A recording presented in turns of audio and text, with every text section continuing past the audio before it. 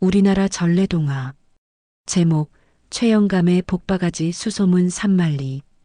옛날 옛적 산 좋고 물 좋은 어느 마을에 최영감이라는 늙은이가 살았다.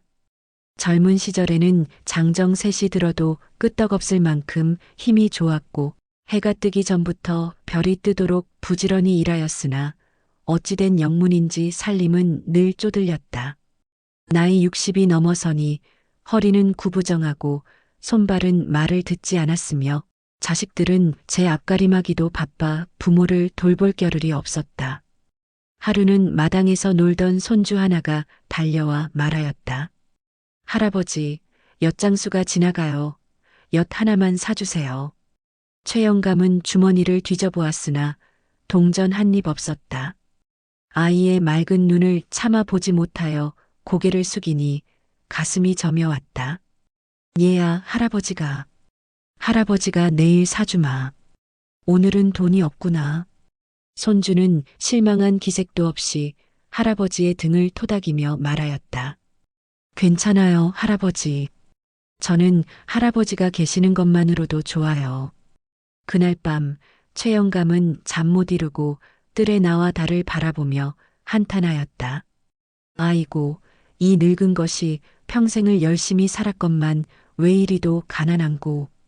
자식들 볼 낯도 없고 손주들에게 엿 한 가락 사주지 못하니 이 무슨 팔자란 말인가. 그때였다. 깊은 잠에 빠진 최영감의 꿈속에 백발성성한 산신령이 나타났다. 산신령은 구름을 타고 내려와 자애로운 얼굴로 말하였다. 최영감아, 내가 평생 착하게 살았으니 하늘에서 내게 복을 내려주고자 하느니라. 동쪽 고갯마루 넘어 뜬구름산에 오르면 만지기만 해도 3대의 복이 터진다는 복바가지가 있느니라.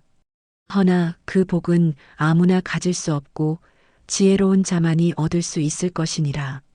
산신령님, 정말이옵니까? 이 늙고 무능한 놈이 어찌. 의심하지 말고 가거라. 그러나 명심하거라.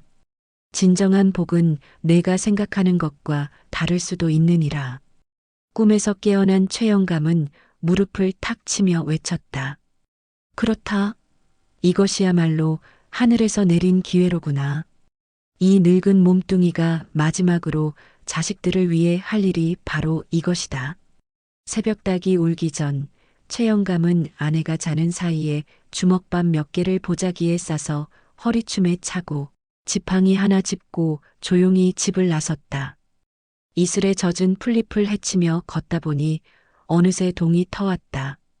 아이고, 이 늙은 다리로 언제 뜬구름산에 도착할까.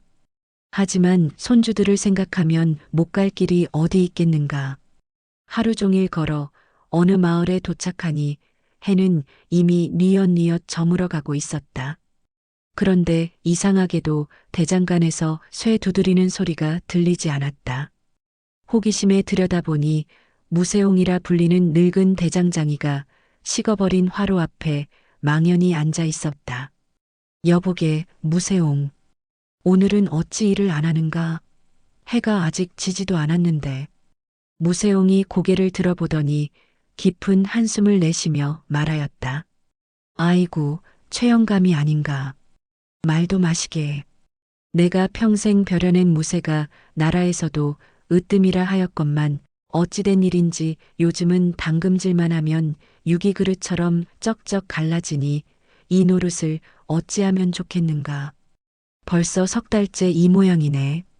이젠 망치들 낯이 없어. 최영감은 무세옹의 딱한 사정을 듣고 마음이 아팠다. 그것 참 난감한 일이구만. 허나 낙심하지 말게. 실은 내가 뜬구름산에 복바가지를 찾으러 가는 길이네.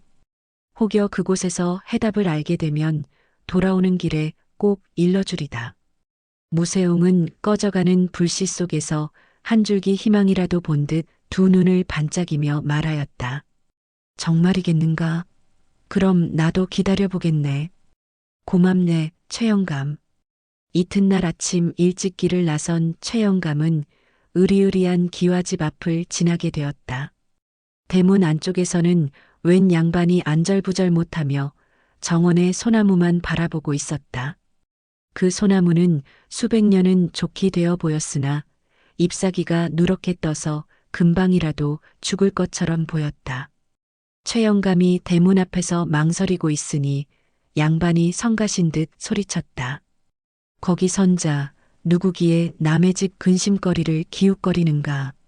최영감은 공손히 절을 올리며 말하였다. 소인은 지나가는 나그네입니다. 대감. 다만 대감께서 너무 근심이 깊어 보이시기에 혹시라도 도움이 될까 하여 멈춘 것입니다. 박대감은 잠시 최영감을 위아래로 훑어보더니 한숨을 내쉬며 말하였다. 어떤 나그네가 감히. 아니, 그래. 어차피 속이 답답한데 하소연이라도 해보자. 이 소나무는 우리 가문의 상징이요. 선대로부터 물려받아 300년을 지켜온 보물인데 온갖 명의와 약재를 써봐도 소용이 없으니 내 속이 다 타들어갈 지경이요. 최영감은 박대감의 애타는 마음을 헤아리며 정중히 말하였다. 대감, 소인이 비록 미천한 몸이나 뜬구름산의 복바가지를 찾아가는 길입니다. 그곳에는 영험한 기운이 있다 하니 혹여 귀한 소나무를 살릴 방도도 알게 될지 누가 알겠습니까? 돌아오는 길에 꼭 들르겠습니다. 박대감은 반신반의하면서도 지푸라기라도 잡는 심정으로 고개를 끄덕였다. 그렇다면 부탁하오. 만약 방도를 찾는다면 후한 보답을 하겠소. 사흘을 더 걸어 드디어 뜬구름산 자락에 이르렀다. 산이 가까워지니 울창한 숲과 험준한 바위들이 앞을 가로막았다. 가파른 산길을 헉헉거리며 오르는데 갑자기 바위 뒤에서 산이 울릴 듯한 포효가 들려왔다. 우우우. 최영감이 놀라 뒤를 돌아보니 호랑이 한 마리가 바위 위에서 노려보고 있었다. 그런데 보통 호랑이가 아니었다. 이마에는 임금 왕자가 선명하게 새겨져 있고 온몸에서는 위험 있는 기운이 뿜어져 나왔다. 이 산의 군주라 불리는 상군호랑이였다. 뉘라, 감히 나의 영역을 침범하는가. 최영감은 무릎이 후들거렸으나 지팡이를 굳게 잡고 허리를 꼿꼿이 세우며 말하였다. 나는 복을 찾아 뜬구름산으로 가는 최영감이라는 늙은이옷이다. 호랑이님의 길을 막을 뜻은 없었으나 호랑이님께서도 무언가 큰 근심이 있어 보이는구려. 상군호랑이는 의외의 대답에 잠시 당황하더니 위엄서린 목소리로 하소연하였다. 흥, 내 주제에 나의 마음을 알겠다고? 좋다. 내가 이 산을 500년간 호령하였으니 마땅히 산신령이 될 때가 되었거늘 어찌하여 하늘은 나를 외면하는가. 나보다 힘센 짐승이 어디 있다고. 최영감은 고개를 끄덕이며 말하였다. 그것 참 답답한 일이로군요. 소인도 복바가지를 찾으러 가는 길이니 만약 그 이유를 알게 되면 꼭 알려드리겠습니다. 상군호랑이는 잠시 생각하더니 말하였다. 좋다.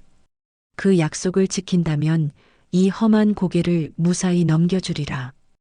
허나 만약 거짓말이라면 목숨을 걸고 약속드립니다.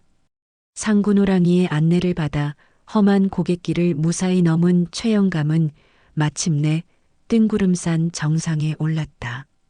그곳에는 정말로 꿈에서 본 그대로 탐스러운 박이 달빛을 받아 영롱하게 빛나고 있었다.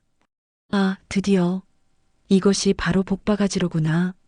최영감은 감격에 겨워 두 손으로 바가지를 조심스럽게 어루만졌다. 그러나 바가지 속은 텅 비어 있었다. 당황한 최영감이 바가지를 이리저리 살펴보는 순간 어디선가 산신령의 목소리가 구름 사이로 울려 퍼졌다. 어리석은 인간아, 복이 어찌 바가지 안에 담겨 있겠느냐. 네, 산신령님, 그게 무슨 말씀이십니까? 꿈에서 분명히 내가 찾는 복은 금은보화가 아니니라. 진정한 복은 남의 문제를 해결해 줄 지혜의 눈을 떴을 때 비로소 얻는 법이니라. 내가 여기 오는 길에 만난 근심들을 돌이켜보거라. 그 속에 이미 복의 씨앗이 심겨 있느니라. 최영감은 어리둥절하여 물었다. 산신령님, 소인이 어떻게? 내 머릿속에 있는 지혜로 그 씨앗의 싹을 틔워보거라.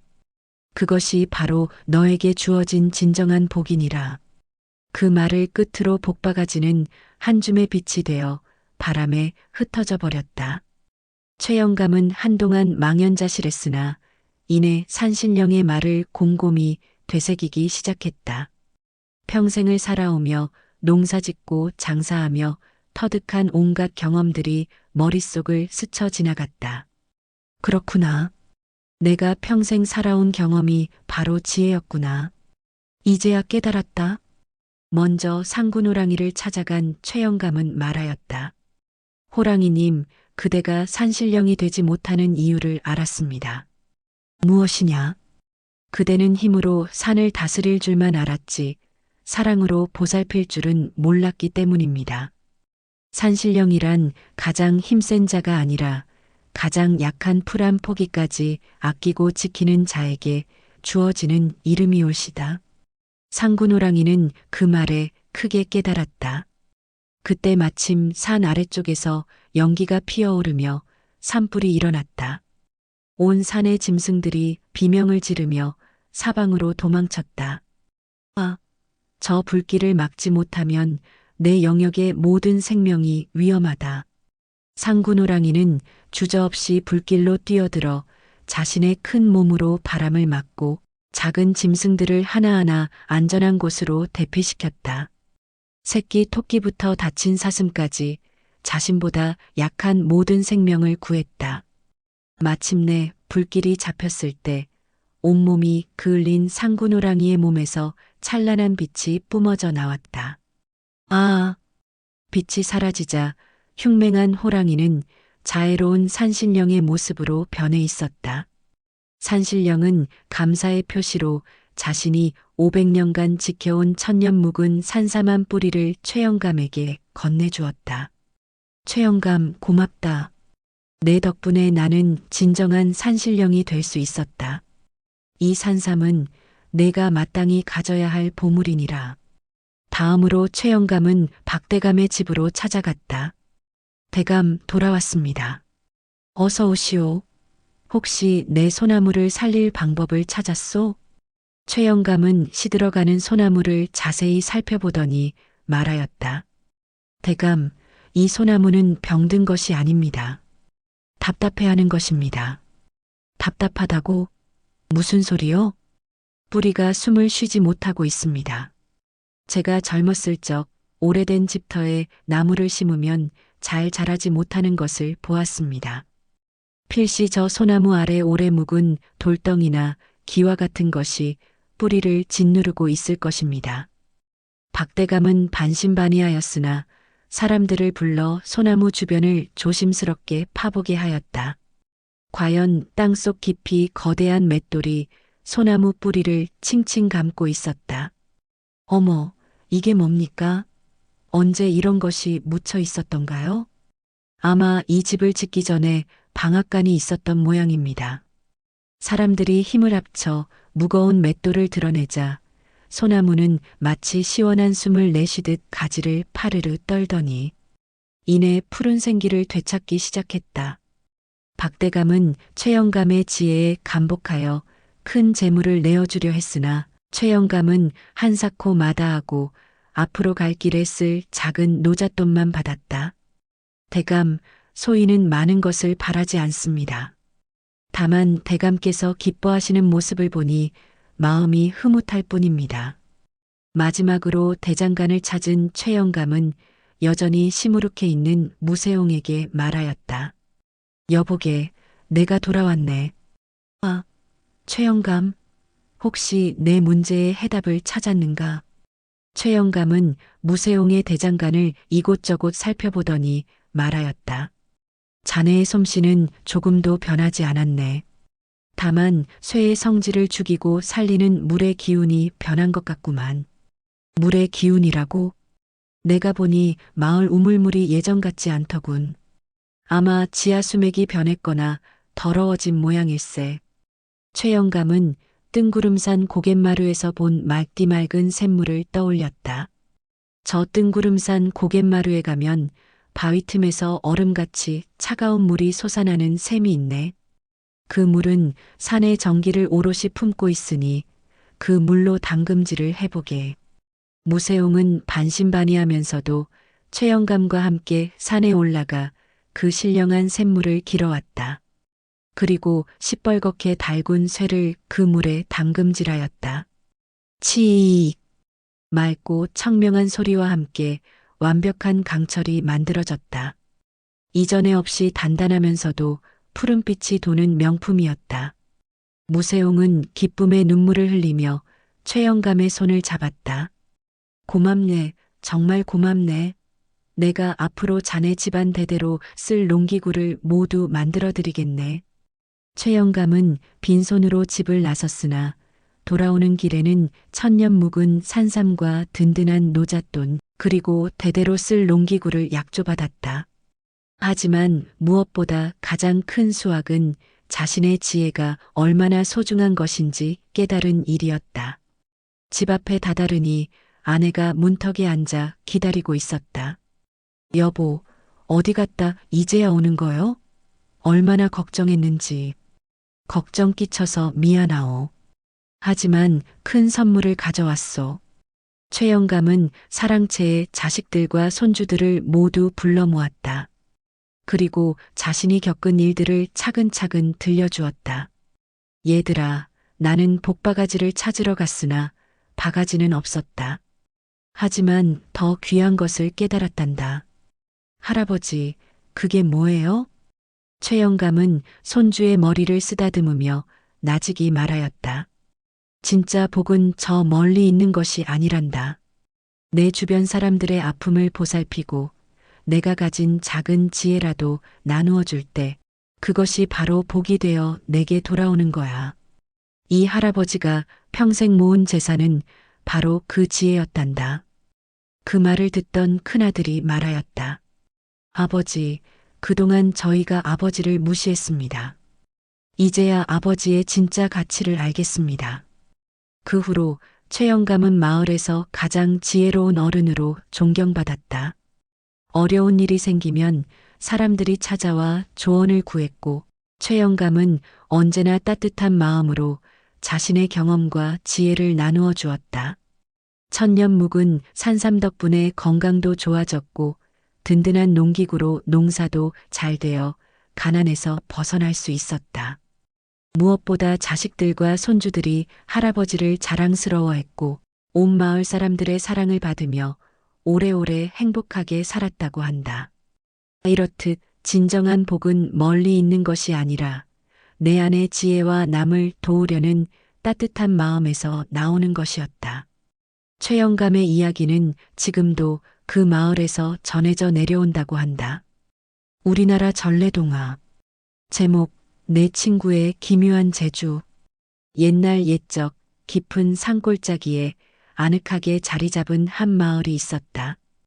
이 마을은 맑은 물이 콸콸 흐르고 새들이 지저귀는 아름다운 곳이었는데 그곳에 4명의 늙은이가 살고 있었다. 마을 사람들은 이들을 괴짜 내 형제라 불렀으니 각자가 가진 재주가 참으로 기묘하고 남달랐기 때문이었다. 첫 번째는 헌호인이었다. 이 늙은이는 평생을 연만 만들어 날리며 살아온 사람으로 바람의 흐름을 읽는 솜씨가 신성과 같았다. 아무리 거센 바람이 불어도 또 아무리 잔잔한 날에도 그는 연을 자유자재로 하늘 높이 날려보낼 수 있었다. 사람들은 헌호인은 바람과 친구가 되어 세월만 보내는구나 하며 혀를 찼다. 두 번째는 맹노인이었다. 이 늙은이는 눈이 어두워 앞을 잘 보지 못했지만 그 대신 귀가 하늘처럼 밝았다. 산속의 온갖 새소리를 다 흉내낼 수 있어서 까치와 수다를 떨고 꾀꼬리와 노래를 주고받을 정도였다. 마을 사람들은 맹노인은 새들과 이야기하며 하루 종일 시간만 보내는구나 하며 고개를 저었다. 세 번째는 박노인이었다. 이 늙은이는 손재주가 비상하여 지피든 풀이든 칡넝쿨이든 무엇이든 손에 잡히는 것을 엮어서 세상에서 가장 질기고 튼튼한 밧줄을 만들어냈다.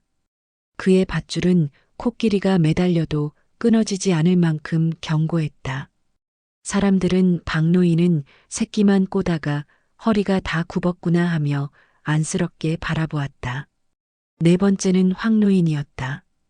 이 늙은이는 땅의 이치를 꿰뚫어 보는 농부로 흙 한 줌만 만져보아도 무엇을 심어야 할지 알아가쳤고 아무리 희귀하고 기이한 씨앗이라도 틀림없이 싹을 틔워냈다.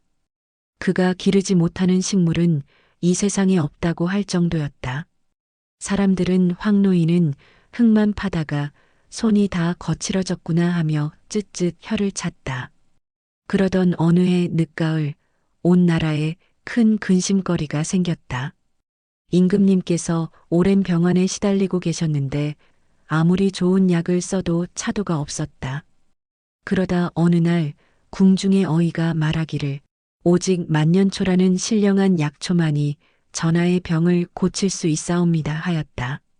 만년초는 세상에서 가장 귀한 약초 중 하나로 천년에 한 번 피는 꽃에서 나는 이슬을 머금고 자란다는 전설적인 풀이었다. 그런데 이 만년초가 바로 내 노인이 사는 마을 뒷산의 가장 깊고 험한 바위 틈에서만 자란다는 것이었다. 소식을 들은 마을 사람들은 모두 힘을 합쳐 뒷산으로 올라갔다.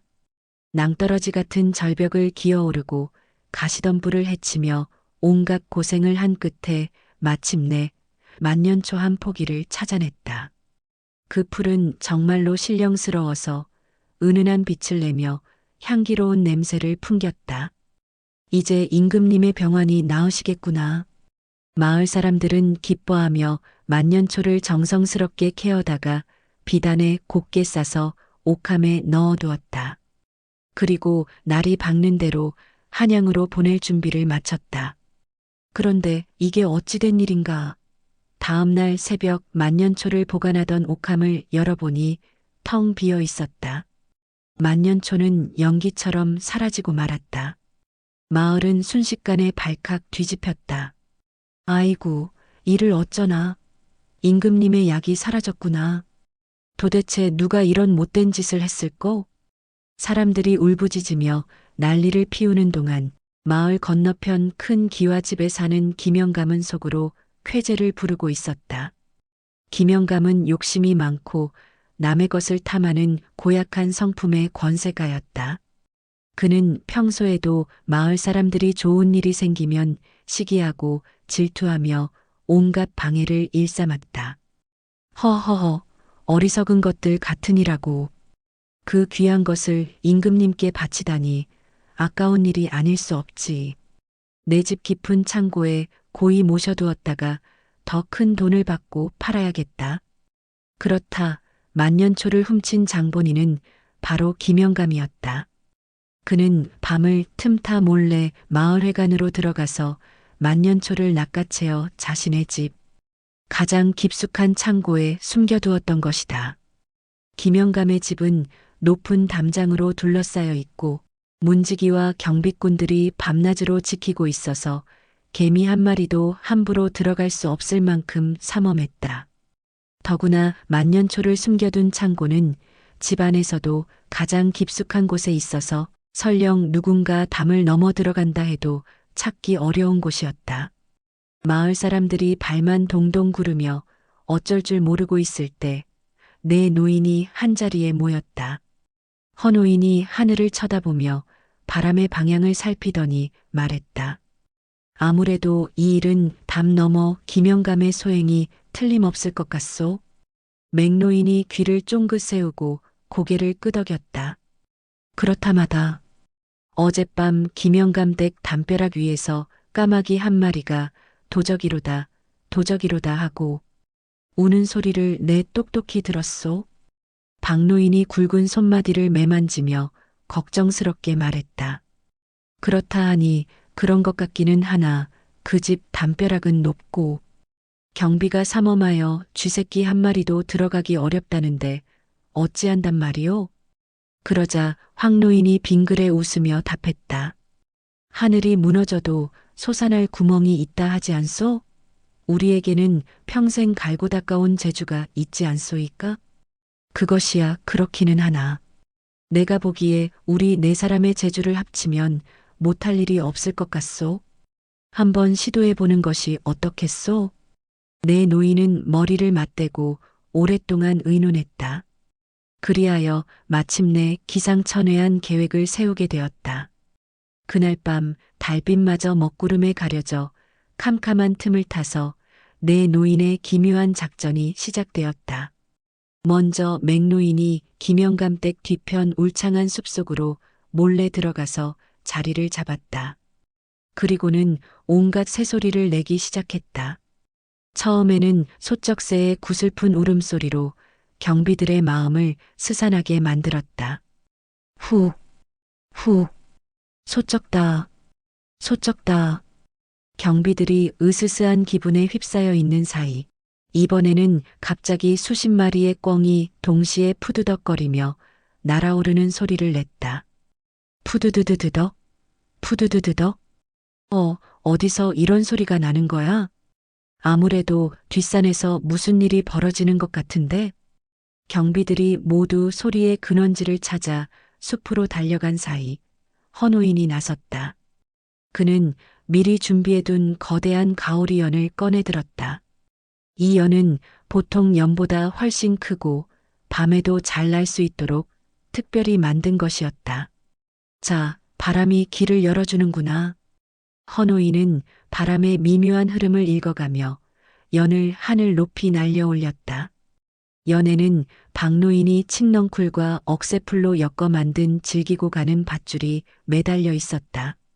그 밧줄 끝에는 작은 쇠갈고리가 달려 있었다. 연은 밤바람을 타고 소리 없이 날아올라 김영감의 높은 기와지붕을 넘어갔다. 헌호인의 정교한 조작에 따라 연은 마치 살아있는 새처럼 자유롭게 움직이며 마침내 만년초를 숨겨둔 창고의 작은 창문 틈으로 정확히 들어갔다.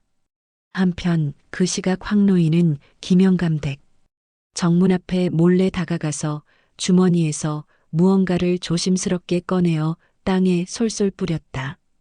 그것은 웃음풀이라는 매우 희귀한 식물의 씨앗이었다. 이 풀은 물만 닿으면 순식간에 자라나서 사람의 발과 다리를 칭칭 감으며 그와 동시에 견딜 수 없을 만큼 간지러운 느낌을 주는 신기한 풀이었다. 창고 안에서는 헌호인이 조종하는 갈고리가 이리저리 움직이며 만년초가 담긴 옥함을 찾고 있었다. 마침내 갈고리가 옥함의 손잡이를 정확히 꿰어잡았다. 됐다. 헌호인은 바람의 힘을 빌려 연주를 천천히 끌어당기기 시작했다. 옥함이 조심스럽게 공중으로 들어 올려졌다. 그런데 바로 그때 숲으로 갔던 경비들이 돌아오고 있었다. 아무것도 없네. 그냥 산짐승들이 소란을 피운 것 같다. 그러게 말이야. 우리가 헛걸음을 한 것 같아. 경비들이 돌아오다가 하늘을 올려다보니 웬 거대한 그림자가 기와지붕 위를 지나가고 있었다. 저게 무엇이냐? 하늘에 도적이 들었다. 잡아라. 잡아. 경비들이 고함을 지르며 달려오자 박노인이 재빨리 마당 구석에 미리 숨겨둔 큰 물동이를 엎질렀다. 물은 황노인이 뿌려둔 웃음풀 씨앗에 닿았고 순식간에 풀들이 자라나 경비들의 발목을 칭칭 감기 시작했다. 어라, 이게 뭐야? 발이 움직이지 않아. 그러더니 웃음풀의 효과가 나타나기 시작했다. 으하하, 하하하, 아, 발바닥이 간지러워서 미치겠다. 으하하, 으하하, 하하하, 멈출 수가 없네. 배가 아파. 으하하.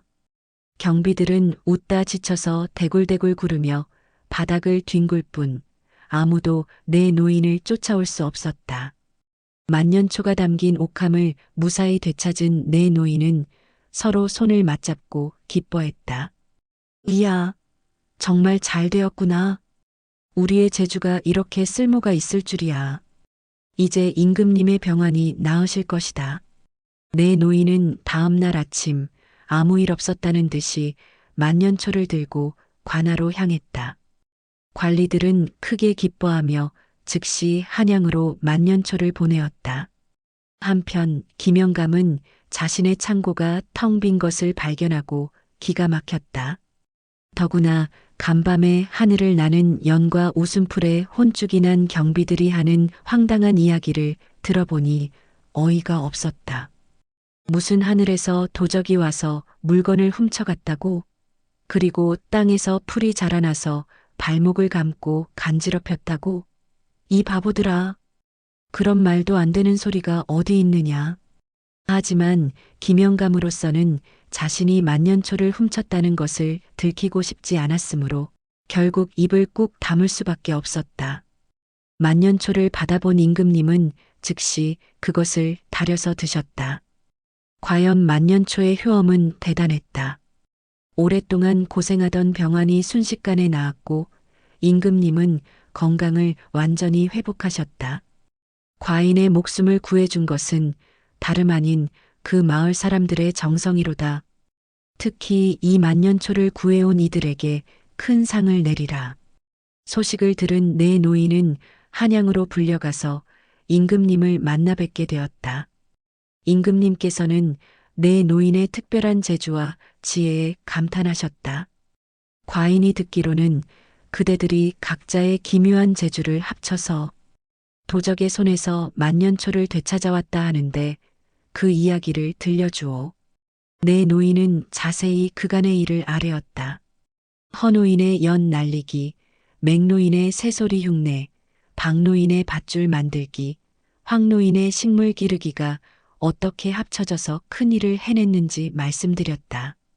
참으로 기이하고도 훌륭한 일이로다. 그대들의 재주는 비록 평범해 보일지 모르나 그 안에는 오랜 세월 쌓인 지혜와 정성이 담겨 있구나. 이런 재주야말로 진정으로 귀한 것이니라. 임금님께서는 내 노인에게 큰 상을 내리셨다. 황금과 비단은 물론이고 지혜로운 내 어른이라는 특별한 호칭까지 내려주셨다. 고향으로 돌아온 내 노인의 이야기는 삽시간에 온 나라에 퍼져나갔다. 그 후로 마을 사람들은 더 이상 내 노인의 재주를 쓸모없는 것이라고 흉보지 않았다. 오히려 신성 같은 지혜라고 칭송하며 깊이 존경하게 되었다. 허노인님의 연 날리기가 그저 놀이가 아니었구나. 맹노인님의 새소리 흉내가 이렇게 큰 도움이 될 줄이야. 박노인님의 밧줄 만들기가 세상을 구할 줄 누가 알았겠소? 황노인님의 풀 기르는 솜씨가 이런 기적을 만들다니. 김영감은 자신의 잘못을 깊이 뉘우쳤다. 내 노인의 지혜 앞에서 완전히 굴복한 그는 그 후로는 욕심을 버리고 마을 사람들과 화목하게 지내게 되었다. 내 노인은 서로의 재주를 합치면 세상에 못할 일이 없다는 것을 몸소 보여주었다. 그들은 각자 다른 분야에서 평생을 바쳐 쌓은 실력을 가지고 있었지만 그것을 혼자만의 것으로 여기지 않고 서로 나누어 큰 일을 해냈던 것이다. 그 후로 내 노인의 이야기는 마을의 자랑이 되었고 멀고 가까운 곳에서 많은 사람들이 그들의 지혜를 배우러 찾아왔다. 내 노인은 기꺼이 자신들의 재주를 가르쳐 주었고 그들에게서 배운 사람들은 다시 다른 사람들에게 그 지혜를 전해 주었다. 허노인은 말하곤 했다. 연 하나 날리는 것이 무엇 대단하냐 할 수도 있지만 그 속에는 바람을 읽고 하늘의 기운을 아는 깊은 학문이 들어있다네. 맹노인도 덧붙였다. 새소리 하나 흉내내는 것이 어찌 큰 재주냐 할 수도 있으나 그것은 자연의 소리에 귀 기울이고 무생명과 마음을 나누는 소중한 일이라네. 박노인이 웃으며 말했다. 짚이나 풀로 밧줄 하나 꼬는 것이 무슨 자랑거리냐 할 수도 있지만 그 안에는 끈기와 정성이 깃들어 있고 그것이 모여서 큰 힘을 만들어내는 것이네. 황노인이 마지막에 말했다. 흙을 만지고 풀을 기르는 것이 천한 일이라 할 수도 있으나 그것은 대지의 이치를 깨닫고 생명을 소중히 여기는 고귀한 마음에서 나오는 것이라네. 내 노인은 이렇게 서로 다른 재주를 가지고 있었지만 그 재주들이 하나로 합쳐졌을 때 얼마나 큰 힘을 발휘할 수 있는지 보여주었다. 더 중요한 것은 그들이 자신의 재주를 자랑하기 위해서가 아니라 다른 사람을 돕기 위해서 사용했다는 점이었다. 이 이야기는 오늘날까지도 전해져 내려오면서 세상에 쓸모없는 재주란 없으며 작은 재주라도 마음을 모으고 힘을 합치면 큰일을 해낼 수 있다는 소중한 교훈을 주고 있다. 또한 나이가 들어 늙는다고 해서 무력한 것이 아니라 오히려 오랜 세월 쌓아온 경험과 지혜가 젊은이들로서는 할 수 없는 큰일을 해낼 수 있다는 것을 보여주고 있다. 그리하여 허노인, 맹노인, 박노인, 황노인은 마을 사람들의 존경을 받으며 오래오래 행복하게 살았고 그들의 아름다운 우정과 지혜로운 행동은 후세 사람들에게 귀감이 되어 길이길이 전해지고 있다는 것이다. 우리나라 전래동화 제목 옹고집 박영감과 눈물 젖은 산삼죽. 옛날 옛적에 저기 경상도 어디매쯤 깊은 산골에 천하에 둘도 없는 꼬장꼬장한 욕심쟁이 박영감이라는 자가 살고 있었다. 어찌나 지독한 구두쇠였던지 쌀 한 톨이 쥐구멍으로 들어갈세라 밤새 불을 밝히고 엽전 한 잎이라도 녹이 슬까 매일같이 기름칠을 해대는 위인이었다. 뒷간에 가서도 휴지 대신 새끼줄을 쓸 정도였으니 그 구두쇠 신보가 어느 정도인지 짐작이 갈 것이다. 동네 사람들은 박영감을 보면 저 영감은 코 구멍으로 바람 들어가는 것도 아까워할 노릇이구나 하며 혀를 끌끌 찼다. 그런 박영감에게도 목숨보다 더 중히 여기는 보물이 하나 있었으니 바로 대대로 내려오는 황금 산삼이었다. 그 산삼은 보통 산삼과는 달리 어두운 밤에도 스스로 금빛을 은은히 내뿜어 방안을 대낮처럼 밝혔다고 한다. 박영감은 매일 아침 저녁으로 산삼이 담긴 오동나무 괴짝을 열어보며 허허, 이놈만 있으면 내 천년만년 살 수 있을 게야. 아무리 굶어 죽어도 이 산삼만은 팔지 않을 테다. 하고 입이 귀에 걸리곤 했다. 그 황금 산삼 하나로 온 동네를 사고도 남을 만큼 귀한 것이었지만 박영감은 죽어도 내놓으려 하지 않았다. 박영감에게는 세 아들이 있었는데 첫째 일남이와 둘째 이남이는 아버지를 쏙 빼닮아 약삭발라 장꾀에만 능하고 하루 종일 아버지의 재물만 노리는 게으른 놈들이었다. 반면 막내 삼돌이는 어수룩해 보이지만 심성이 비단결처럼 곱고 우직한 성품이어서 형들에게 늘 저 바보 같은 놈이 무슨 소용이냐 하며 무시당하고 살았다. 그러던 어느 달도 없는 캄캄한 밤, 온 마을이 깜깜한 어둠에 쌓여 있을 때 사건이 터지고야 말았다. 다음 날 아침 늘 그랬듯이 괴짝을 열어본 박영감이 새파랗게 질려 천지를 진동시킬 소리를 질렀다. 아이고 내 팔자야. 내 산삼, 내 황금 산삼이 없어졌다. 이게 웬일이냐. 이게 도대체 웬일이냐. 박영감의 비명에 온 집안이 발칵 뒤집혔다. 마루에서 자고 있던 첫째와 둘째가 불이 나게 뛰어나왔고 부엌에서 아침 준비를 하던 삼돌이도 허겁지겁 달려왔다. 아버지, 무슨 일이시옵니까? 큰일 났다. 큰일 났어. 우리 집 가보인 황금 산삼이 도둑 맞았단 말이야. 박영감은 마치 하늘이 무너진 것처럼 가슴을 치고 발을 구르며 통곡했다. 그러더니 갑자기 벌떡 일어나 세 아들을 불러 모았다. 이놈들아, 당장 산삼 도둑을 잡아오지 못하면 내 너희들을 호적에서 파낼 것이야. 그 도둑놈을 잡아다가 사지를 찢어 죽이고야 말겠다. 박영감의 눈에는 핏발이 서 있었고 온몸이 부르르 떨리고 있었다.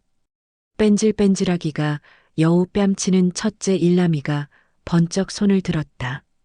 아버지, 소자에게 맡겨주시옵소서. 그깟 도둑놈 하나쯤이야 우습지 않소이까. 이 일남이의 기운찬 솜씨로 그놈의 발목을 단숨에 뿌질러 놓겠나이다. 둘째 이남이도 지지 않겠다며 나섰다. 아니옵니다, 아버지. 첫째 형님보다는 제가 더 약삭발라서 도둑 잡기에는 더 나을 듯하옵니다. 소자가 나서면 하루도 안 되어 그 도적놈을 결박하여 끌고 오겠나이다. 그날부터 형들은 산삼 도둑을 찾겠다며 큰 소리를 쳤다. 첫째 일남이가 먼저 나섰다. 아버지, 소자가 마을 이곳저곳을 뒤져서 그 도둑놈을 반드시 찾아내겠나이다. 일남이는 창을 들고 의기양양하게 길을 나섰다. 하지만 이 게으른 놈은 마을 주막에 들러 술 한잔하다가 기생들과 어울려 놀기 시작했다. 도둑 찾기는 내일 해도 늦지 않지. 오늘은 좀 쉬어가자. 해가 중천에 떠도 주막에서 술을 마시고 해가 져도 내일부터는 정말 열심히 찾겠다. 하며 빈둥거렸다. 며칠째 이런 식이었다. 둘째 이남이도 마찬가지였다. 아버지, 첫째 형님과는 다르게 제가 지혜롭게 수색하겠나이다. 하지만 이남이 역시 번화한 곳만 찾아다니며 도둑 찾는 일이 이리 힘들 줄 몰랐다. 하며 하루 종일 놀기만 했다. 정작 도둑을 찾을 생각은 하지 않고 주막에서 술친구들과 우리가 도둑을 잡으면 아버지가 얼마나 기뻐하실까 하며 허풍만 떨었다. 이렇게 며칠이 지나도 형들은 도둑의 그림자조차 찾지 못했다. 아들들이 영 미덥지 않자 박영감의 속은 새까맣게 타들어갔다. 하루하루가 지날수록 박영감의 성격은 더욱 괴팍해졌고 밥도 제대로 넘어가지 않았다. 그때 늘 어수룩하다고 구박만 받던 막내 삼돌이가 조심스럽게 나섰다. 삼돌이는 언제나 형들의 그늘에 가려져 있어서 아버지에게 큰 관심을 받지 못했지만 마음만은 누구보다 따뜻했다. 아버지, 제가 한번 찾아보겠나이다. 박영감은 내가 뭘 안다고. 형들도 못하는 일을 내가 할 수 있을 것 같으냐? 하며 혀를 찼지만 달리 방법이 없어 마지못해 허락하고 말았다. 좋다. 하지만 너도 헛수고한다면 그때는 정말 호적에서 파내겠다. 삼돌이는 다음 날 이른 아침 조그만 보따리 하나만 짊어지고 무작정 길을 나섰다. 형들처럼 큰 소리 치지도 않았고 거창한 계획을 세우지도 않았다. 그저 성실한 마음으로 한 발 한 발 걸어갔다. 한참을 걷다 보니 해가 중천에 걸려 있었다. 삼돌이가 숲길로 접어들어 쉬어가려 할 때였다. 갑자기 앞쪽에서 까악까악하는 소리와 함께 끼익끼익하는 가늘고 애처로운 울음소리가 들려왔다. 달려가 보니 검은 까마귀 떼가 작은 까치 한 마리를 둘러싸고 쪼아대고 있었다. 까치는 이미 상처투성이가 되어 다 죽어가고 있었다. 마음씨 고운 삼돌이는 주저하지 않고 나뭇가지를 들고 까마귀들을 쫓아냈다. 이놈들아, 약한 놈 괴롭히지 말고 썩 물러가거라. 까마귀들이 날아가자 삼돌이는 상처 입은 까치를 조심스럽게 품에 안고 약초를 찾아 상처를 싸매주었다. 그러자 놀랍게도 까치가 사람의 말로 입을 열었다. 휴, 이 사람아. 덕분에 살았네. 참으로 고마우이. 자네는 어디를 그리 급히 가나? 삼돌이는 깜짝 놀랐지만 순박한 성품답게 말하는 까치를 신기해하며 자초지종을 차근차근 설명했다. 까치는 삼돌이의 이야기를 다 듣고는 날개를 푸드덕거리며 고개를 끄덕였다. 쯧쯧, 딱하게 됐구먼.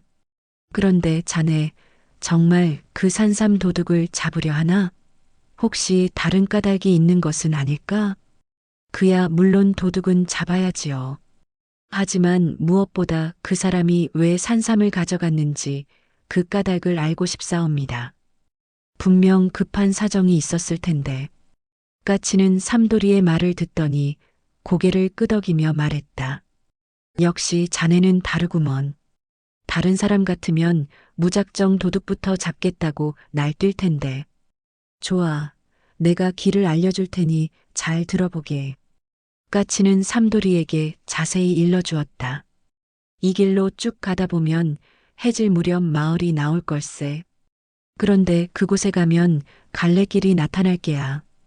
왼편에는 기와장이 번쩍이고 홍등이 환한 큰 주막이 있고 오른편에는 금방이라도 쓰러질 듯한 초가 주막이 있을 게야. 자네 형들 같으면 틀림없이 왼편 화려한 곳으로 갔을 것이네. 하지만 자네는 부디 화려한 곳에 눈길 주지 말고 허름한 곳으로 가게나. 진정한 복은 겉모습으로 오는 것이 아니니 그곳에서 자네가 찾는 답을 얻게 될 걸세. 말을 마친 까치는 꼭 기억하게나. 하며 호련히 날아가 버렸다. 삼돌이는 까치의 말대로 길을 계속 걸었다. 해가 서산으로 넘어갈 무렵 작은 마을이 나타났다. 과연 까치 말대로 갈래길이 있었고 왼편에는 기생들의 노랫소리가 담장을 넘고 손님들의 웃음소리가 끊이지 않는 화려한 주막이 오른편에는 굴뚝 연기만 겨우 피어오르는 초라한 주막이 있었다. 형들이었다면 두말 없이 왼쪽으로 갔겠지만 삼돌이는 까치의 조언을 떠올리며 망설임 없이 오른쪽 초가 주막으로 들어섰다.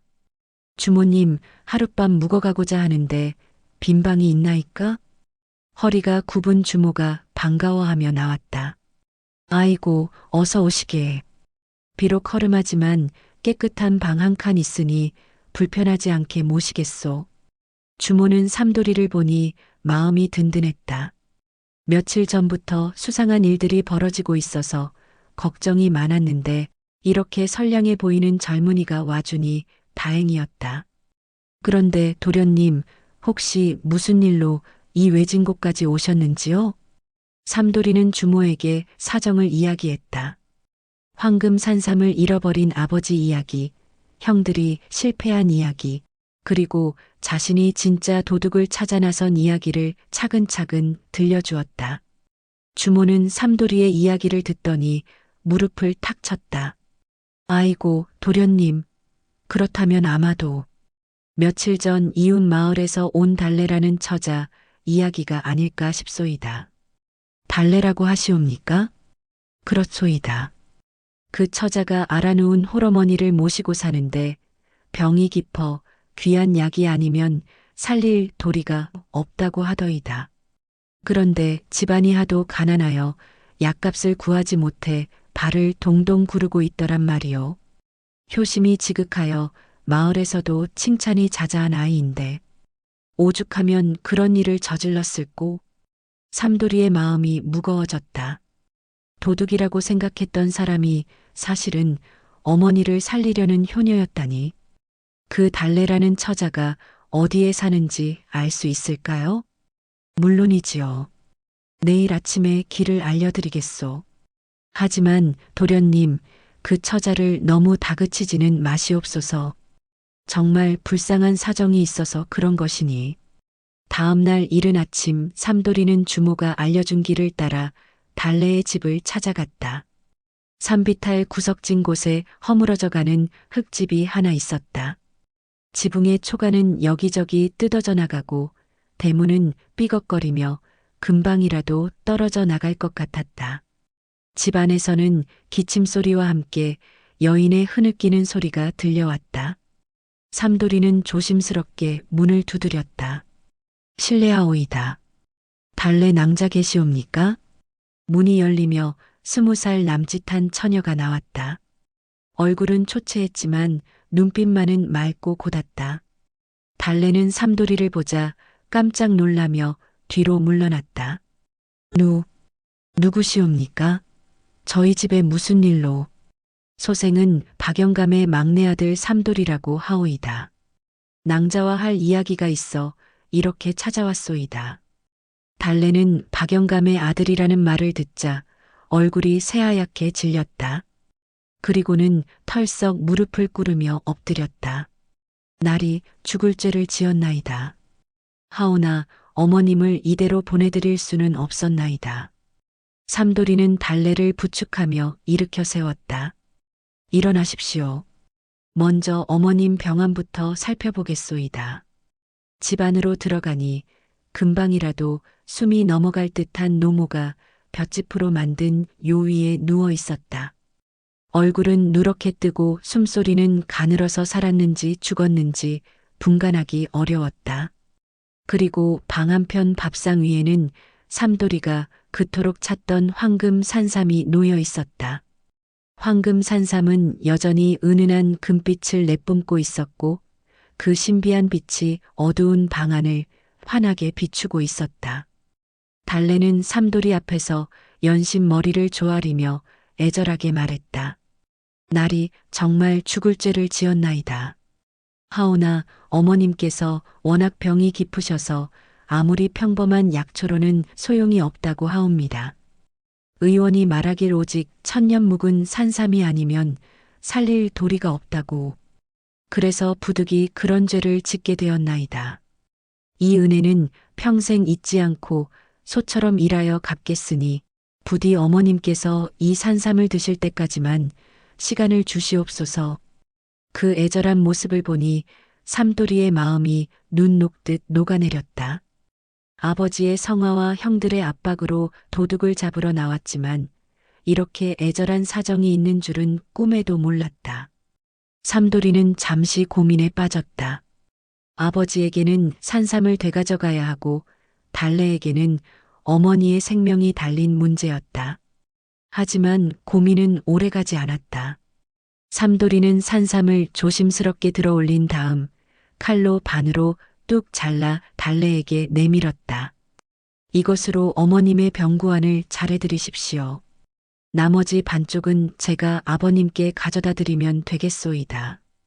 달래는 믿을 수 없다는 표정으로 삼돌이를 바라보았다. 날이 정말 이래도 되옵니까? 저 같은 도둑년에게 이런 은혜를. 도둑이 아니옵니다.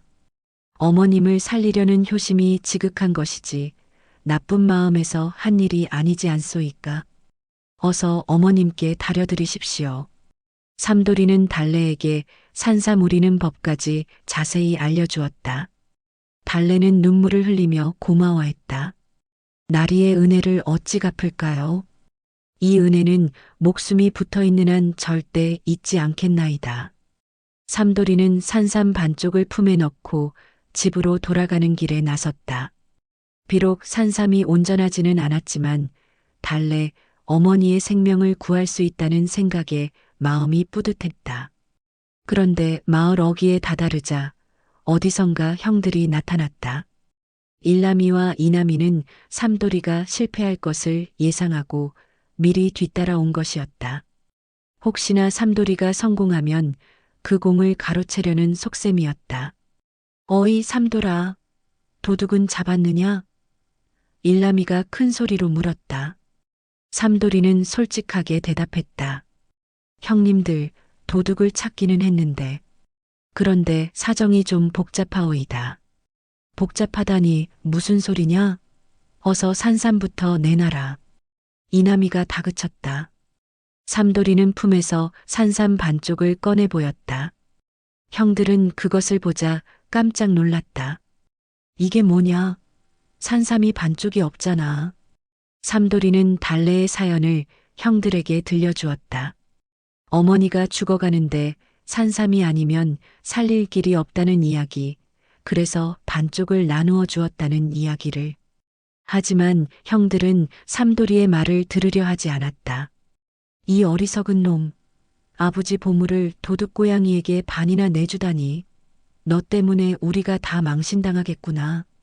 일남이가 소리를 지르며 삼돌이에게 달려들었다. 형님, 진정하시옵소서.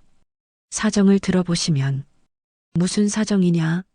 어서 산삼을 내놔. 이남이도 가세했다. 형들은 삼돌이를 다그쳐 산삼을 빼앗았다. 그리고는 서로 눈짓을 주고받더니 갑자기 삼돌이를 길까 낭떠러지 쪽으로 밀기 시작했다. 형님들, 이게 무슨... 내가 아버지께 진실을 말하면 우리가 곤란해진다. 미안하지만 여기서 사고를 당해야겠다. 형들은 발을 헛디딘 척하며 삼돌이를 낭떠러지로 냅다 밀어버렸다. 삼돌이는 아 하는 비명과 함께 깊은 낭떠러지로 떨어져 갔다. 집으로 돌아온 두 형제는 박영감에게 거짓말을 늘어놓았다. 아버지, 저희가 힘을 합쳐 교활한 도둑을 혼쭐 내고 산삼을 되찾아왔나이다. 박영감은 뛸 듯이 기뻐하며 아들들을 칭찬했다. 그래, 역시 내 아들들이다. 그 도둑놈을 어떻게 처치했느냐? 그놈이 워낙 교활하여 끝까지 발악을 했사옵니다만 저희 형제의 힘을 당해낼 재간이 있겠나이까? 혼쭐이 나서 도망갔을 것이옵니다. 형들은 삼돌이가 도둑과 한편이 되어 산삼을 나누어 가졌다고 거짓말했다. 그리고 자신들이 나타나자 도둑은 도망갔지만 삼돌이는 낭떠러지에 발을 헛디뎌 떨어져 죽었다고 꾸며 말했다. 박영감은 산삼을 되찾은 기쁨에 형들의 말을 그대로 믿었다. 그리고 삼돌이가 죽었다는 소식에도 그 바보 같은 놈이 도둑과 한편이 되다가 당연한 벌을 받은 것이다. 하며 별로 슬퍼하지 않았다. 형들은 이참에 달래에 남은 재산마저 빼앗을 요량으로 다음 날 달래를 찾아갔다. 도둑질한 죄를 눈감아주는 대신 우리 중 하나와 혼인하라. 그렇지 않으면 관아에 신고하여 내 목을 베어버리겠다. 달래는 어쩔 수 없이 형들의 요구를 받아들여야 했다.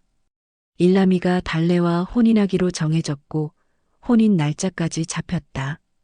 한편 낭떠러지로 떨어진 삼돌이는 다행히 중간에 있던 소나무 가지에 걸려 목숨을 건졌다. 온몸이 상처투성이가 되었지만 큰 부상은 입지 않았다. 하지만 낭떠러지가 너무 깊어서 혼자 힘으로는 올라갈 수가 없었다. 이를 어쩌면 좋단 말인가. 삼돌이가 절망에 빠져 있을 때 어디선가 익숙한 목소리가 들려왔다. 쯧쯧, 이 사람아, 내가 그럴 줄 알았다네.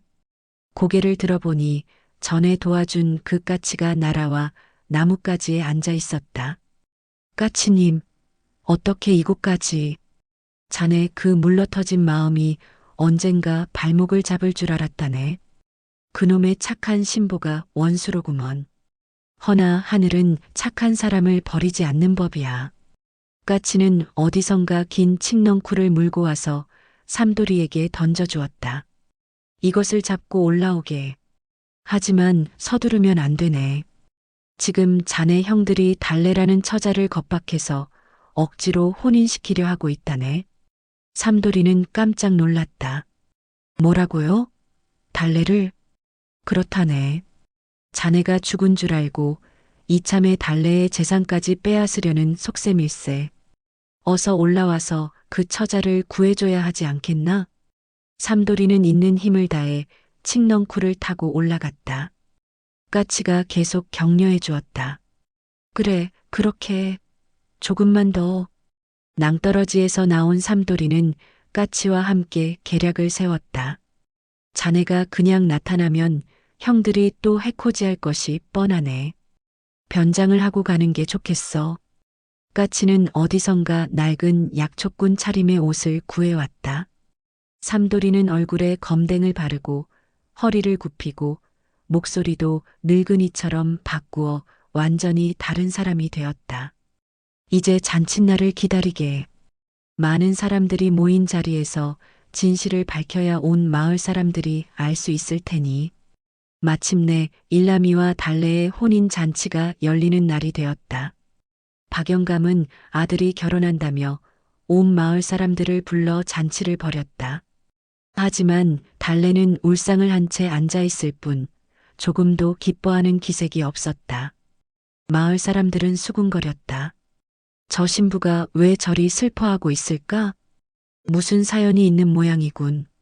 잔치가 한창 무르익을 무렵 허름한 약초꾼 차림의 삼돌이가 나타났다. 등에는 커다란 약초 보따리를 지고 손에는 지팡이를 짚고 있었다. 여보시오, 잔치에 약초꾼도 불러주시오. 박영감이 의아해했다. 약초꾼이 웬 말이오? 제가 이 고을에서 40년을 약초꾼으로 살아온 늙은이옷이다. 혹시 귀댁에서 잃어버렸다던 황금 산삼에 대해 아는 바가 있소이다. 이 말을 들은 박영감과 형들의 얼굴이 급변했다. 삼돌이는 사람들 앞으로 나아가 말했다. 영감마님, 제가 귀한 산삼의 진짜 주인을 가려낼 비책이 있나이다. 무슨 소리요? 사람들이 의아해하는 가운데 삼돌이는 품에서 작은 산삼 뿌리 조각을 꺼내 보였다. 제가 우연히 어떤 젊은이가 달래 낭자에게 산삼을 나누어 주는 것을 보았는데 혹시나 하는 마음에 잔뿌리 하나를 잘라두었나이다. 이 뿌리가 영감마님의 산삼과 한 몸처럼 딱 맞아떨어진다면 과연 누가 진짜 도둑을 잡았는지 알 수 있지 않겠나이까? 박영감은 의심스러워하며 덜덜 떨리는 손으로 산삼을 꺼냈다. 삼돌이가 내민 잔뿌리를 산삼에 대보자 한치의 오차도 없이 제자리에 착 하고 들어맞았다. 사람들이 오오 하고 탄성을 질렀다. 그제야 삼돌이는 변장을 벗고 자신의 정체를 밝혔다. 아버님, 저는 죽은 삼돌이가 아니라 살아있는 삼돌이옵니다. 삼돌이냐? 박영감과 형들, 그리고 온 마을 사람들이 깜짝 놀랐다. 달래는 삼돌이를 알아보자 그간의 서러움이 북받쳐 모든 진실을 털어놓았다. 여러분, 들어주십시오. 이분이야말로 진짜 은인이십니다. 이분이 없었다면 저희 어머님은 진작 돌아가셨을 것입니다. 그런데 형님들이 이분을 낭떠러지로 밀어 죽이려 했습니다. 삼돌이도 모든 진상을 밝혔다. 달래가 어머니를 위해 어쩔 수 없이 산삼을 가져간 사연, 자신이 그 사연에 감동해 산삼을 나누어 준 일, 그리고 형들이 자신을 낭떠러지로 밀어버린 일까지. 마을 사람들은 분노했다. 이게 무슨 일이냐? 형이 동생을 죽이려 하다니. 달래는 효녀인데 억지로 혼인을 시키려 했단 말이냐? 신혼부부는 달래의 어머니를 극진히 모시며 행복하게 살았다. 아이고, 이 늙은이가 평생 엽전과 산삼만 알고 살았구나. 진짜 보물이 무엇인지, 자식의 귀한 마음이 얼마나 소중한지를 몰랐구나. 내 재산이 무슨 소용이더냐. 삼돌아, 아비가 잘못했다. 박영감은 삼돌이 앞에 무릎을 꿇고 용서를 빌었다. 내가 너무 어리석었다. 내가 진짜 내 아들이구나. 이 늙은이를 용서해다오. 삼돌이는 아버지를 부축하며 말했다. 아버님, 이제라도 깨달으셨으니 다행입니다. 저는 아버님을 원망하지 않습니다. 크게 뉘우친 박영감은 즉시 잘못을 바로잡기 시작했다. 우선 전 재산의 절반을 떼어 마을의 가난한 사람들에게 나누어 주었다. 그동안 구두쇠로 살면서 외면했던 이웃들을 도왔다. 두 형들에게는 엄한 벌을 내렸다. 너희들은 마을에서 가장 척박한 땅을 받아 평생 땀 흘려 일하며 잘못을 뉘우치거라. 그리고 동생에게 진심으로 사죄하거라. 일남이와 이남이는 자신들의 잘못을 뼈저리게 뉘우쳤다. 삼돌아, 형들이 정말 잘못했다. 용서해다오. 우리가 너무 욕심만 부리고 살았구나. 그 후 삼돌이는 달래와 정식으로 혼인하게 되었다. 진짜 혼인 잔치가 열렸고 온 마을 사람들이 진심으로 축하해 주었다. 달래의 어머니도 황금 산삼 덕분에 건강을 완전히 회복했다. 신혼부부는 달래의 어머니를 극진히 모시며 행복하게 살았다. 박영감도 이전과는 완전히 달라져서 이웃들을 도우며 온화한 성품으로 변했다. 어느 따뜻한 봄날 삼돌이와 달래 부부를 찾아온 손님이 있었다. 바로 그 까치였다. 하지만 이번에는 까치가 아니라 흰 수염을 기른 신선의 모습이었다. 까치님, 아니, 이제 누구신지. 신선은 미소를 지으며 말했다. 나는 본디 이 산을 지키는 산신령이네. 그간 까치로 변신하여 세상 사람들을 지켜보고 있었다네. 진정으로 귀한 것이 무엇인지 아는 사람, 재물보다 사람의 마음을 소중히 여기는 사람을 찾고 있었는데 자네야말로 그럴 자격이 있구먼. 산신령님이셨군요. 그렇다네. 자네는 자신이 손해를 보더라도 남을 도울 줄 아는 진정한 마음을 가졌다네. 그리고 달래 처자도 어머니를 위한 효심이 지극하고 이런 사람들이야말로 이 세상을 아름답게 만드는 것이지. 산신령은 두 부부에게 복을 내렸다. 앞으로 너희 집안은 대대로 평안하고 마을에도 풍년이 들 것이다. 그리고 무엇보다 사랑과 효심이 끊이지 않을 것이네. 말을 마친 산신령은 금빛으로 변하더니 사라졌다. 그 후로 정말 마을에는 해마다 큰 풍년이 들었고 모든 사람들이 서로 도우며 살게 되었다. 그리하여 박영감네 집안은 예전보다 재산은 줄었을지언정 사람 사는 온기와 웃음소리가 끊이지 않게 되었다. 황금 산삼보다 더 귀한 것은 사람의 따뜻한 마음이라는 것을 모두가 깨달았다. 삼돌이와 달래 부부는 아들을 낳아 착한이라고 이름 지었고 그 아이 역시 부모를 닮아 어려운 이웃을 돌보는 착한 아이로 자랐다. 일남이와 이남이 형들도 척박한 땅에서 열심히 농사를 지으며 성실하게 살았다. 처음에는 힘들어했지만 점점 땀 흘려 일하는 기쁨을 알게 되었고 이웃들과도 화목하게 지냈다. 박영감은 이제 마을에서 가장 존경받는 어르신이 되었다. 젊은이들이 찾아와 인생 상담을 받을 정도였다. 그때마다 박영감은 말했다. 젊은 시절 내가 얼마나 어리석었는지 모르겠다. 돈과 보물만 쫓다가 정작 소중한 것들을 놓쳤구나. 너희들은 사람의 마음을 소중히 여기며 살거라. 달래의 어머니는 건강해져서 손자 손녀들을 돌보며 행복한 노년을 보냈다. 그리고 동네 처녀들에게 시집가서는 시부모님을 진심으로 모셔야 한다. 하며 효도의 중요함을 가르쳤다. 이 이야기는 마을에서 마을로 전해져 먼 곳까지 알려지게 되었다. 사람들은 이 이야기를 들으며 진짜 보물은 황금도 은도 아니라 사람의 착한 마음이구나 하고 깨달았다고 한다. 그래서 지금도 이 이야기는 옹고집 박영감과 눈물 젖은 산삼죽이라는 제목으로 전해져 내려오고 있다. 박영감의 고집스러운 성격과 달래 어머니를 살린 산삼죽에 담긴 삼돌이의 눈물, 그리고 모든 사람들의 감동적인 사연이 모두 담겨 있는 제목이다. 이 이야기를 들은 사람들은 모두 이렇게 말한다고 한다. 아무리 많은 재물이 있어도 사람의 마음만 못하구나. 서로 사랑하고 도우며 사는 것이 진짜 행복이로구나. 작품에 대한 해설. 세 편의 전래동화, 최영감의 복바가지 수소문 산만리, 내 친구의 기묘한 제주, 옹고집. 박영감과 눈물 젖은 산삼죽은 각기 다른 서사를 통해 진정한 복과 가치는 무엇인가라는 보편적 질문에 대한 깊이 있는 통찰을 공유한다. 이 이야기들은 물질적 소유나 외형적 성공이 아닌 인간 내면의 지혜와 연대의 힘, 그리고 따뜻한 마음씨야말로 삶을 풍요롭게 하는 근원임을 일깨워준다. 최영감의 복바가지 수소문 산만리는 복을 찾아 떠나는 한 노인의 여정을 통해 진정한 복의 의미를 재정의하는 이야기다.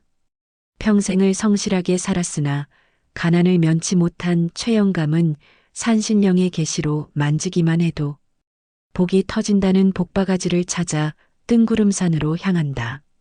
이 여정은 단순히 목표를 향해 나아가는 과정이 아니라 그가 살아오면서 체득한 삶의 지혜가 얼마나 소중한 자산인지를 발견하는 깨달음의 과정이다.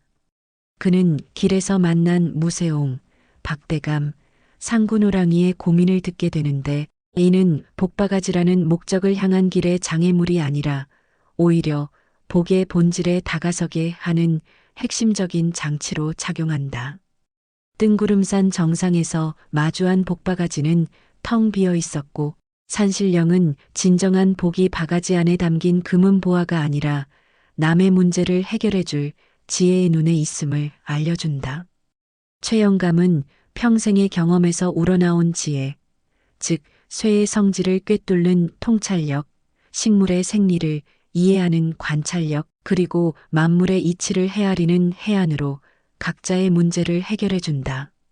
그 결과 그는 산삼과 재물, 평생 쓸 농기구를 얻게 되지만 가장 큰 수확은 자신의 내면에 이미 가장 큰 복, 즉 지혜가 있었음을 깨달은 것이다.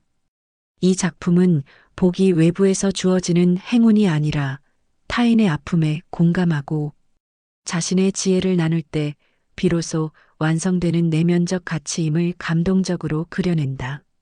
내 친구의 기묘한 재주는 사회적으로 하찮게 여겨지던 개인의 능력이 어떻게 공동체에 기여하고 위대한 가치를 창출하는지를 보여주는 유쾌하고 교훈적인 이야기다.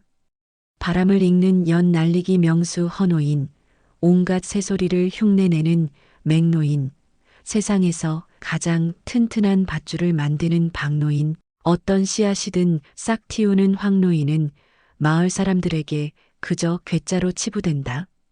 그들의 재주는 생산적인 활동과는 거리가 멀어 보였기 때문이다. 하지만 임금님의 병을 고칠 유일한 약초인 만년초를 욕심 많은 김영감에게 도둑맞는 국가적 위기 상황이 닥치자 이들의 쓸모없어 보이던 재주는 결정적인 힘을 발휘한다. 내 노인은 각자의 능력을 절묘하게 조합하여 누구도 상상하지 못했던 협력 작전을 펼친다. 맹노인이 새소리로 경비병들의 주의를 끌고 그 사이 헌노인이 연을 날려 박노인이 만든 밧줄로 창고 안에 만년초를 꺼내며 황노인은 웃음풀 씨앗으로 추격자들의 발을 묶는다. 이 기상천외한 과정은 각기 다른 재능이 시너지를 이룰 때 얼마나 큰 힘을 발휘할 수 있는지를 명확히 보여준다. 이 이야기는 세상에 쓸모없는 재주란 없으며 평범해 보이는 능력일지라도 오랜 세월 쌓인 지혜와 정성이 담겨 있다면 그것이야말로 진정 귀한 것임을 역설한다. 또한 개인의 가치를 획일적인 잣대로 평가하는 사회에 경종을 울리며 다양성의 존중과 협력의 중요성을 강조한다. 옹고집 박영감과 눈물 젖은 산삼 죽은 탐욕과 이기심이 만연한 세상 속에서 선한 마음과 효심이라는 인간, 본연의 가치가 얼마나 위대한 힘을 지니는지를 극적으로 보여주는 작품이다. 천하의 구두쇠인 옹고집 박영감에게 가보인 황금 산삼은 재물 이상의 의미를 지닌다. 산삼의 도난은 그의 세계가 무너지는 사건이며 이는 곧 물질적 가치에 대한 맹목적인 집착을 상징한다. 아버지의 탐욕을 닮은 두 형과 달리 순박하고 마음씨 고운 막내 삼돌이는 문제에 다르게 접근한다. 그는 도둑을 잡는 것보다 그 사람이 왜 산삼을 훔쳤는지에 대한 연민을 먼저 품는다. 까치의 도움으로 만난 도둑 달래가 죽어가는 어머니를 살리기 위해 어쩔 수 없이 죄를 지었다는 사실을 알게 된 삼돌이는 주저없이 산삼의 절반을 내어준다. 이는 재물보다 사람의 생명과 효심을 중시하는 그의 가치관을 명확히 보여주는 대목이다. 이후 형들의 배신으로 죽음의 위기에 처하지만 결국 그의 선함은 까치로 화한 산신령의 도움으로 보상받고 모든 진실을 밝혀낸다. 이 이야기의 백미는 모든 것을 알게 된 박영감의 처절한 깨달음에 있다. 그는 평생 좇았던 재물이 아니라 아들의 따뜻한 마음이야말로 진짜 보물이었음을 통곡하며 뉘우친다. 작품은 황금 산삼이라는 물질적 가치와 삼돌이의 선한 마음, 달래의 지극한 효심을 선명하게 대비시키며 진정한 행복은 부의 축적이 아닌 인간적인 사랑과 나눔에 있음을 강렬하게 전달한다. 이는 전형적인 권선징악의 구조를 넘어 인간의 변화와 성장을 통한 감동을 선사한다.